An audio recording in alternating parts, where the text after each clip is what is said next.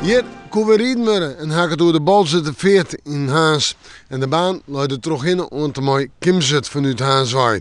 Ja, en verderop kon je nog rijden en je luidt ik aardig wat is, maar de kwaliteit is wel volle minder worden. En hoe het waar van Joert sprutsen, de zinnenkamer hier in Haans van de midden wat terug, maar we hier nog wat korrelsneeuw, we hier wat lichter sneeuw, we hier wat ijzel en het gilde van een groot pad van de provincie.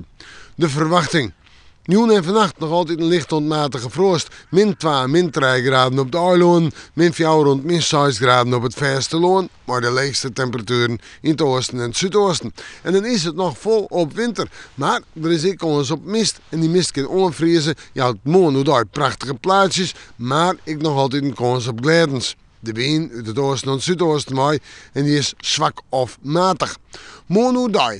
Dan hebben we het op een uur mist. Hebben het op een uur de kans op glijdens. En ik denk op de meeste plekken nog correct een temperatuur onder nul.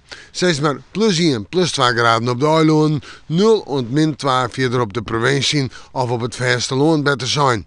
En de zin komt er net aan te pas. De wind, nou ja, die komt wat meer uit de westelijke richting staan gewoon. En die zal matig of zwak wezen.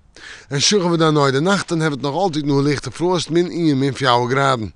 Fruitje, nou een aardig dag.